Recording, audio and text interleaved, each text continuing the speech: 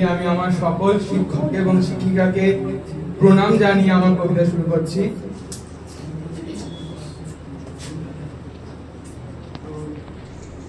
আজ আমার উপস্থাপনা নীরেন্দ্রনাথ চক্রবর্তীর লেখা উলঙ্গ রাজা।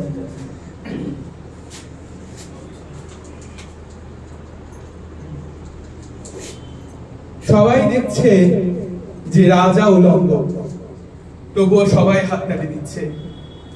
সবাই বলছে শাবাশ শাবাশ।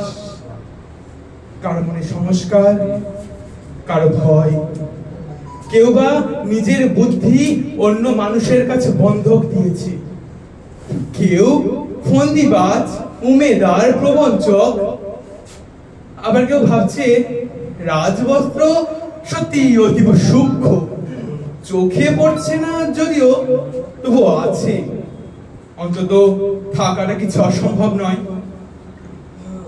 গল্পটা সবাই জানে, কিন্তু এই গল্পের ভিতরে শুধুই প্রশস্তি বাক্য উচ্চারক কিছু আপাদমস্তক ভীতু, ফন্দিবাজ অথবা নির্বোধ স্থাপক ছিল না।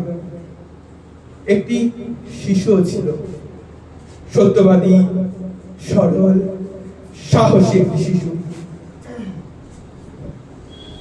নেমেছে গল্পের রাজা বাস্তবের প্রকাশ্য রাস্তায়। আবারও হাততালি উঠছে মুহুর্মুহু, জমে উঠছে স্তাবক বৃন্দের ভিড়।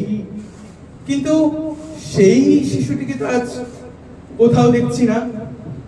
সে কোথায় গেল?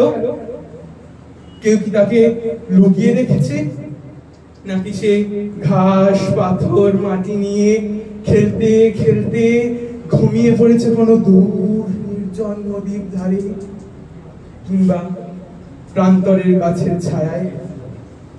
যাও, তাকে যেমন করেই হোক খুঁজে আনো।